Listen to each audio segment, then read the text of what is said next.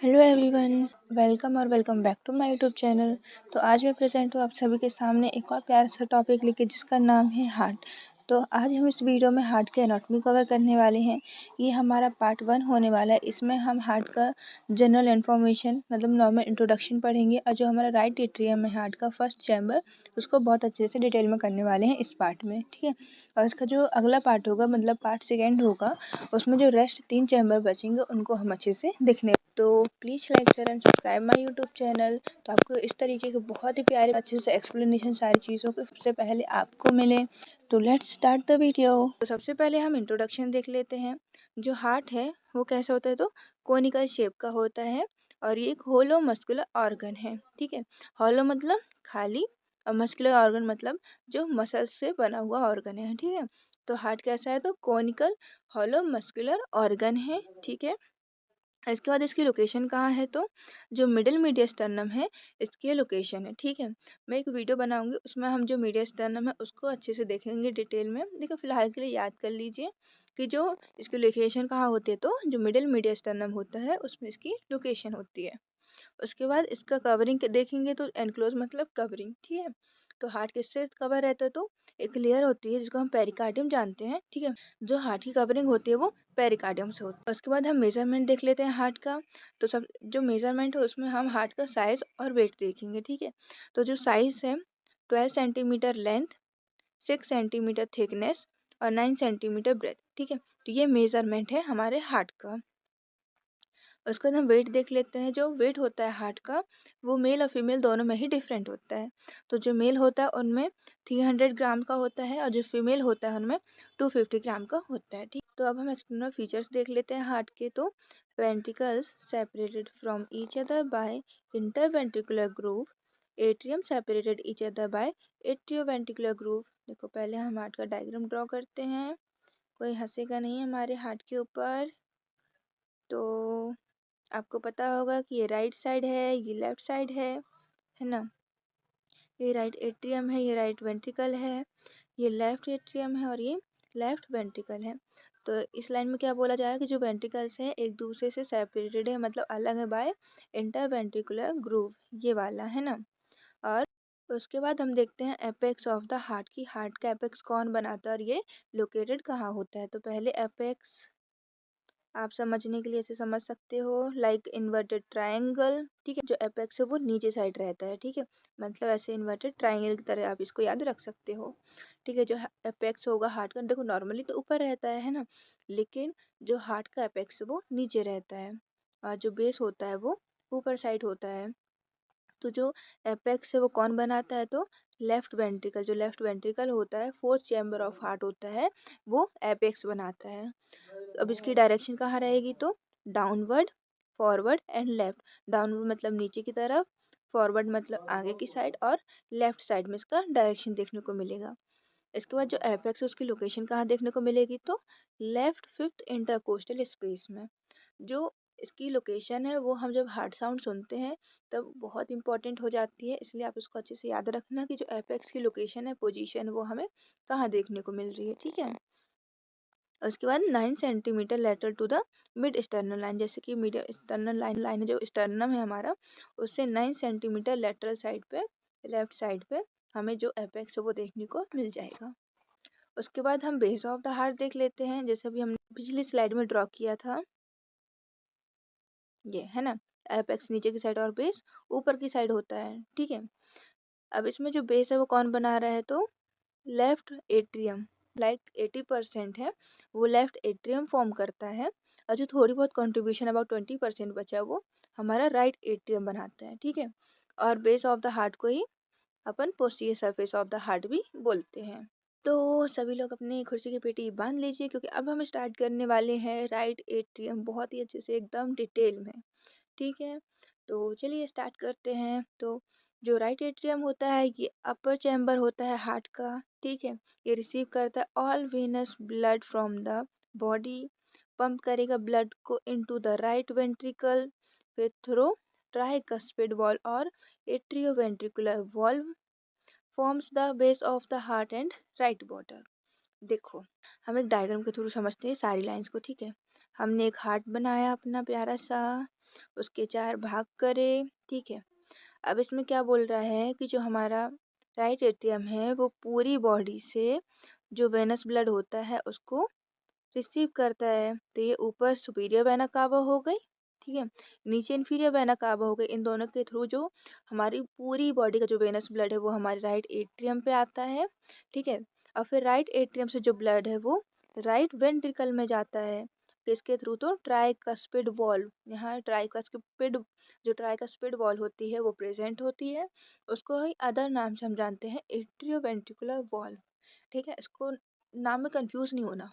जो tricuspid valve है उसी को एट्रियोवेंट्रिकुलर वॉल्व बोलते हैं, ठीक है। तो यहाँ तक की इतनी ही कहानी हमारा जो पैराग्राफ था उसमें लिखी हुई थी। उसके बाद हम एक्सटर्नल फीचर्स देख लेते हैं जो राइट एट्रियम है उसका।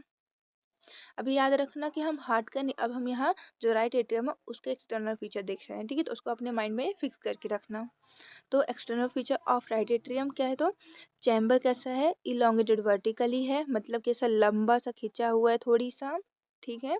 रिसीव करेगा सुपीरियर वेना कावा को ऊपर साइड से और इन्फीरियर वेना कावा को नीचे साइड, जैसा मैंने अभी आपको डायग्राम बना के दिखाया था उसी तरीके से, ठीक है। ये जो राइट एट्रियम है वो सुपीरियर वेना कावा को ऊपर की साइड से रिसीव करेगा और नीचे साइड से इन्फीरियर वेना कावा, ठीक है। Along right border of the atrium, there is shallow vertical groove which passes from the superior vena cava to the inferior vena cava called sulcus terminalis। देखो, जैसे हमने भी हार्ट बनाया, ठीक है, तो और ये हमारा सुपीरियर वेना कावा, ये इंफीरियर वेना कावा हुई, ठीक है। हम्म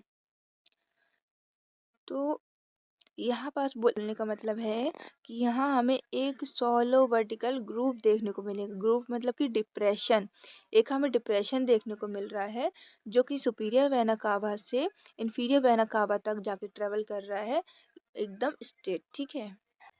there is shallow vertical groove, vertical मतलब लंबा ग्रूव है, विच पासिस मतलब कहाँ से कहाँ तक जा रहा है, तो सुपीरियर वेना कावा से इन्फीरियर वेना कावा तक जा रहा है, जैसे मैंने अभी आपको बना के दिखाया, ठीक है।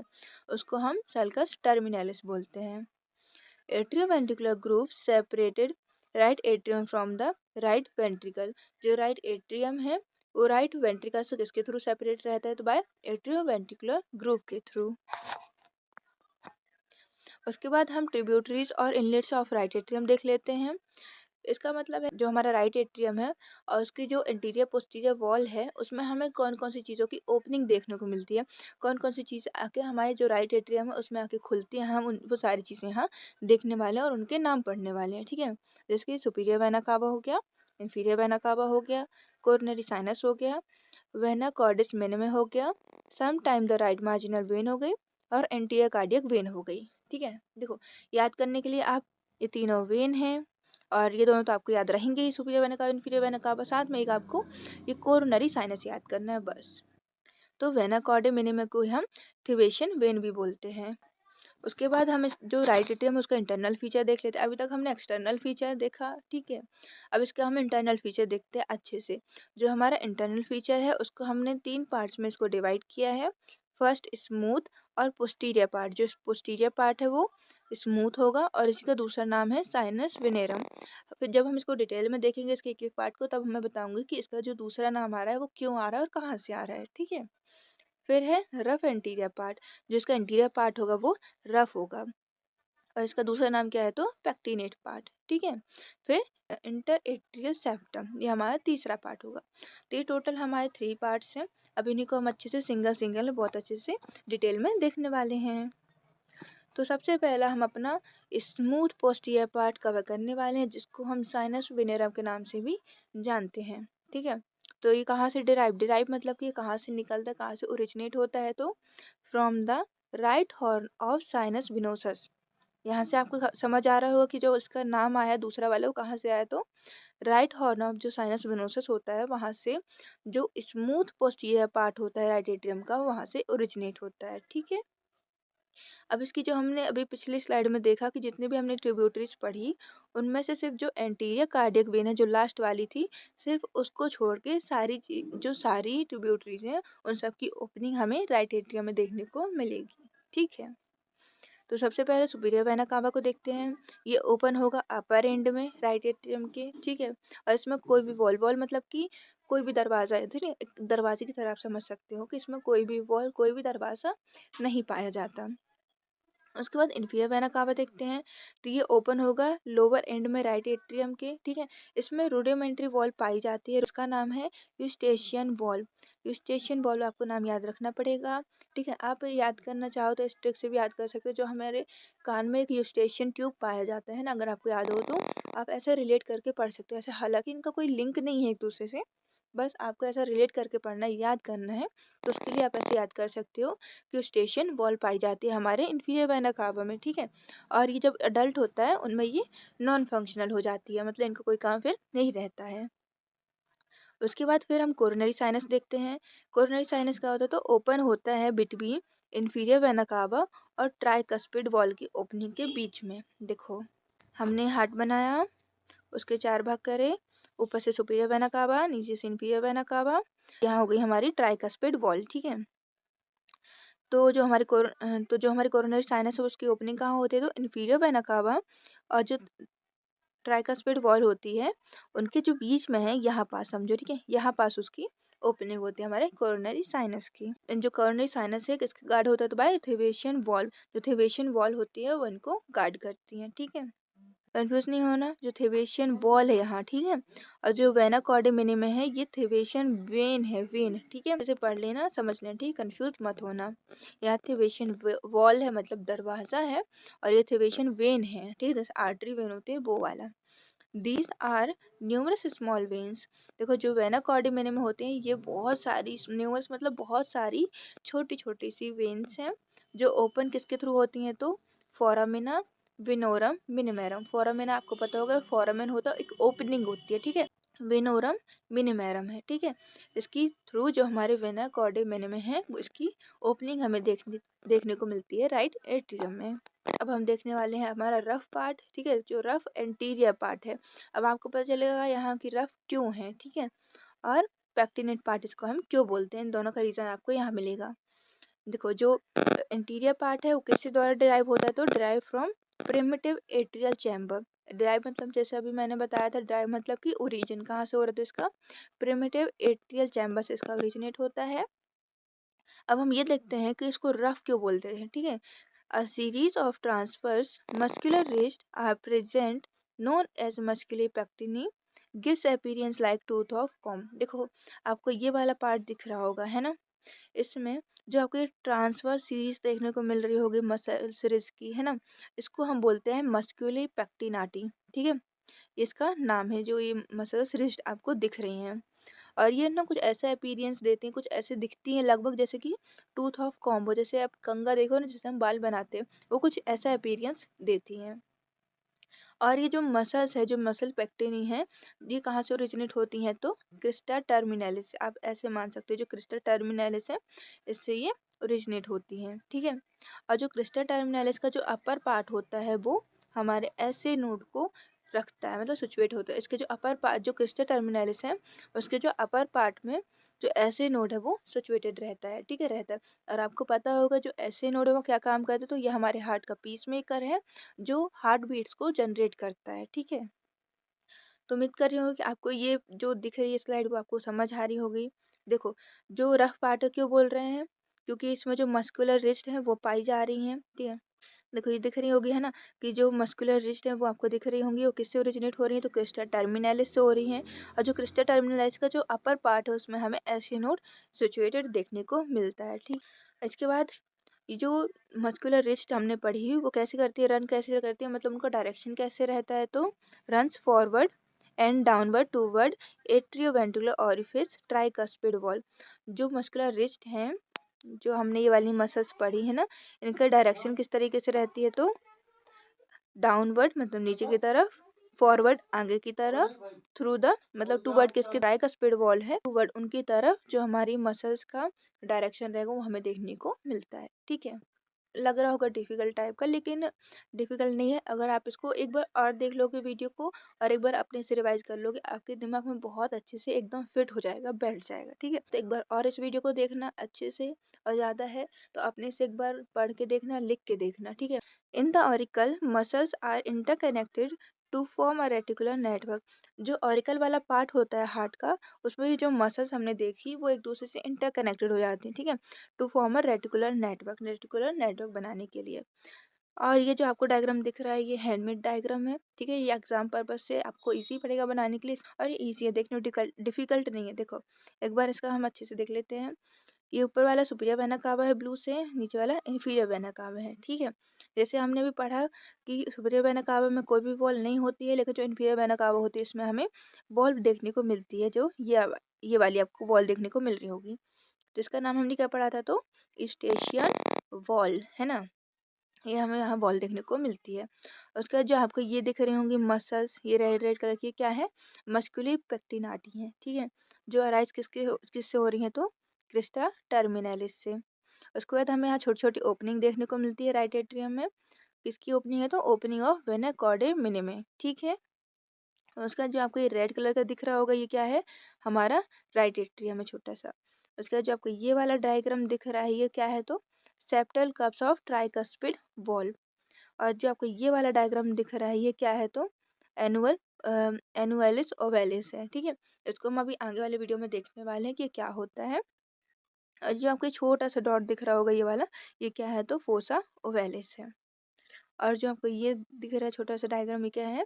वॉल ऑफ कोरोनरी साइनस, जो हम अभी पिछले स्लाइड में पढ़ चुके हैं। उसके बाद हम अपना लास्ट पार्ट देखते हैं, इंटर एट्रियल सेप्टम, ठीक है? जो इंटर एट्रियल सेप्टम है ये इंटरनल जो हम पढ़ रहे हैं फीचर्स अपना राइट एट्रियम का, उसका ये लास्ट पार्ट है। तो ये कहाँ से डिराइव होता है? तो सेप्टम प्राइमम और सेप्टम सिकेंडम से, ठीक है? सेप्टम प्राइमम है और जो सेप्टम सिकेंडम है इससे ये डिराइव होता है। और फिर जो इंटरएट्रियल है उसमें हमें एक फोसा देखने को मिलता है, फोसा ओवेलिस, ठीक है? फोसा ओवेलिस कैसे? ये ओवल शेप्ड का डिप्रेशन होता है lying above the level of inferior vena cava. जो इंफीरियर वेना कावा की ओपनिंग होती है जस्ट उसके ऊपर ये लाई करता है। It is the embryologic remnant of foramen ovale. Foramen ovale होता है, उसका जो एम्ब्रियोनिक रेमिनेंट होता है ये होता है फोसा ओवेलिस, ठीक है? उसके बाद एन्युलस ओवेलिस देख लेते हैं, जिसको हम लिम्बस फोसा ओवेलिस के भी नाम से जानते हैं। ये प्रोमिनेंट मार्जिन है हमारा फोसा ओवेलिस का, ठीक? इसके बाद ये जो आपके दो लास्ट के पॉइंट दिख रहे हैं, ये अगर आप चाहो तो अपने जो नॉर्मल बीएचएमएस का फर्स्ट ईयर उसमें जो एग्ज़ाम है उसमें ऐड कर सकते हो, वरना ये पीजी के लिए, मतलब जो पीजी प्रिपरेशन होती है उनके लिए बहुत अच्छी है। जो एआईपीजीटी या फिर यूपीएससी या फिर अदर एग्ज़ाम, कॉम्पिटिटिव एग्ज़ाम उनकी तैयारी कर रहे हैं, मैं उनके लिए भी कुछ जो कंटेंट है उसमें ऐड कर देती हूँ, ताकि यहाँ वहाँ पूरा घूमना ना पड़े, एक ही जगह आपको सारा मटेरियल प्रोवाइड हो जाए, ठीक है? तो जो ट्रायंगल ऑफ कोच होता है ये हमें देखने को मिलता है हमारे इंटरएट्रियल सेप्टम में। ये क्या होता है? Region in the lowest part of the interatrial septum containing A V node. जो ट्रायंगुलर रीजन होता है लोअर पार्ट पे इंटरएट्रियल सेप्टम में, उसको हम ट्रायंगल ऑफ कोच नाम देते हैं, ठीक है? और ये क्या कंटेन करता है? तो ए वी नोड्स को कंटेन करता है। आपको पता होगा जो ए वी नोड्स क्या होते हैं? तो इलेक्ट्रिक सिग्नल्स होते हैं वो एस वी नोड के बाद ए वी नोड पे आते हैं, ठीक है? और there are 3 papillary muscles in right and 2, ये वाला 2 नहीं है यहाँ पास, ये 2 वाला 2 है, ठीक है? होप करो आप समझ रहे होगे कि 3 पेपिलरी मसल्स इन राइट में एंड इन 2, जो ये वाला है 2 इन लेफ्ट वेंट्रिकल में, ठीक है? तो ये हुआ हमारा आज का वीडियो। उम्मीद करती हूँ आपको सारा लेक्चर समझ आया हो। तो मिलते हैं अगले वीडियो में इसका पार्ट 2 में, जो पार्ट 2 हमारा होगा जो हार्ट के रेस्ट चैम्बर बचे उनके ऊपर होगा, ठीक है? तो अगर आपको कोई डाउट होता है तो आप मुझे कमेंट सेक्शन में बता सकते हैं, उसका हम ज़रूर आंसर करेंगे और आपके जितने भी क्वेरीज होंगे उनको सॉल्व करेंगे। तो मिलते हैं अगले वीडियो में, तब तक के लिए टेक केयर।